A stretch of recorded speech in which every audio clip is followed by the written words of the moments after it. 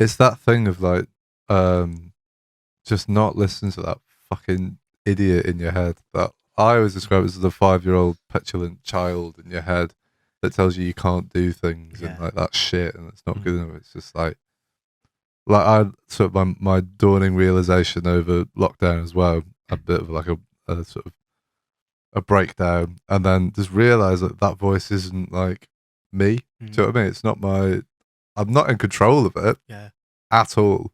Like none of us are, but like I always thought that was me. Yeah. Do you know what I mean? And then as soon as you step back, you just like watch yourself, and you're like, it just goes like about something, and you're like, yes. Do you know what I mean? You just catch it, and then the thing is, it's so enticing. Yeah. Because it sounds like, well, for me anyway, in my head, it sounds like me. Yeah. Do you know what I mean? So you do catch yourself just daydreaming about something, or like, do you know what I mean? Something negative or something. Yeah, for me, it's always like work. It's always like, oh, you need to do that. Oh, you've not done that. And you just take a step back, and you're like, oh fuck, man, it's happened again. Yeah.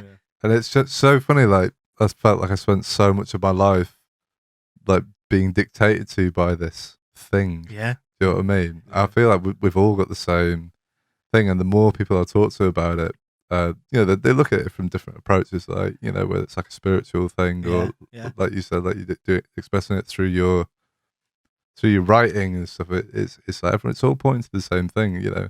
We all just have this stupid monkey brain. Yeah. That just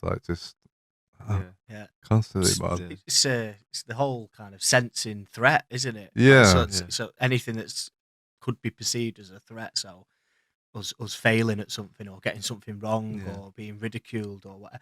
That's our brain, isn't it? Saying, "Oh, we don't want to do that." Yeah, you need to do that. Well, make sure you do that. Or, and that, I think, by what you've just described there, which is catching yourself. I never caught myself for 10 years, probably over 10 years. But it was close to 15 years. Never caught myself. Just went down with it. And it wasn't until I sat in counselling and she said, right, you need to, when you catch yourself thinking like that, I was like, what do you mean when you catch yourself? When you realise that you're thinking like that, you need to stop and say, right, you're thinking like that. Yeah. Look at the facts of the situation. Don't catastrophize and stuff. And I was like, I could actually stop my thoughts from going, you know, and I know that sounds really ridiculous, but that was a real breakthrough moment for me. That was like, and I'd be washing up and I'd be like, you're doing it, you know, actually out loud, you know, you're doing it. Come on, look at the facts of the situation and just play out the facts, and then be like, you just kind of come to that realization that you're being that voice inside isn't right on this occasion. Yeah, and you know, when you are listening to this, you're missing life as it goes by. Do you know what I mean? And I always think this, like when I'm on like the tram or something, I'm just like, I get myself into like a good, you know, clear headspace. And I just look out the window and like there's like a nice sunset or something. And like, this is beautiful, man. And then I look around and people are like on the phones, or I'm like, you're missing it. It's happening right now, and it's like, I think, you know, this whole thing of like being on your phone, social media really doesn't help. No, not at all. It feeds that monster, man. It's horrible. Because you're craving attention, like But the studies, isn't there, to suggest it's similar withdrawal symptoms to coke. You know, which apparently is rings really true. That like anxiety of something happening that's not. And that thirst for, you know, validation and reassurance and stuff is there, isn't it? It's so close, and you only need to lose your phone for 5 minutes, and you oh fuck, where's my phone? Shit, I need to check. What do you need to check? You don't need to check anything. Exactly. You're convinced that you do. Yeah. So the education thing, because social media is amazing as well on the flip side, but you just want everyone from a really young age, especially because like most kids probably from like 12 have an iPhone now, right? And already like probably wanted to get into Instagram, whatever. That's probably top end of it. You know, I reckon it's younger than that. Mad, I was trying to be conservative, but you want everyone to just like buy into it as a tool. And maybe obviously, if you watch like Social Dilemma and stuff, they're far from perfect. They can be really, really toxic. So there's a lot of work to be done with social media. But as a concept, if you have everyone going into the mindset of they're already good enough. They don't. Why do you need validation? Yeah, Like the validation thing always comes down to you'd need someone to be worse than you so you can be better than them. Yeah. So why are you putting other people down? Like, No. how do you know they're worse than you? All these like really funny questions come out, don't they? So if you get past that, then it's purely just like an expressive tool, and you can just share things. I love like putting things on Instagram now and just doing it like for no purpose. And if you enjoy it, then I've made your night slightly better. Yeah. You know. Yeah.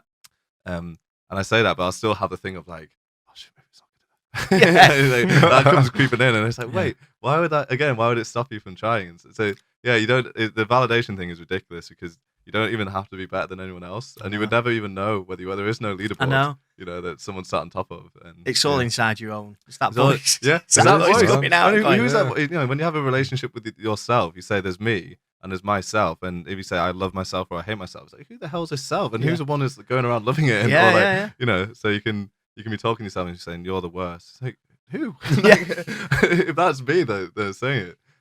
I had this conversation with this singer called Sam Seth, and we're just like bouncing off each other with it, and we're both just going like, yes, like so obviously, I love that when you realize how not alone with it you are. And that voice, like it gets a lot of people so far now because it can motivate you to do more. So I think a part of it is maybe your subconscious is saying you are capable of more, and the way that comes through is this. But then you need to be okay with yourself too. Yeah, there's no point saying you're capable of more. So therefore, you're never going to land. There's always going to be something. You know, do you guys have that like? If you've achieved something and like say it was like a recital or something like that, you're working at it for months and you thought that was going to be a moment when you've landed, you know. So I'll achieve this and then I'll feel and then that lasts for like a day, 2 seconds maybe. There's a void, isn't there? There's a void after it. Yeah, exactly. I did. It's funny you say that. A poem called "Searching for the Clearing," which is all about you're just always just searching for that. If I can get through this, if I get through this moment, I'm white knuckling it for now. But if I can get through this, then I'll be all right. That's what that poem's about. But so I could definitely relate to that.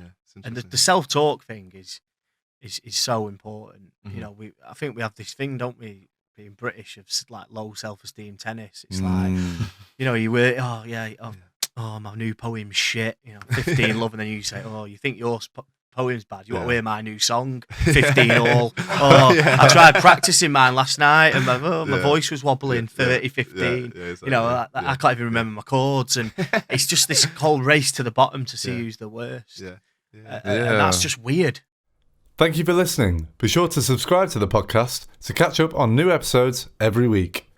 Also, check us out on our Facebook and Instagram at RecRooms, where you can find out about our other exciting music series. We also have this and all our other episodes of the podcast up on our RecRooms YouTube channel for your viewing pleasure. See you next time.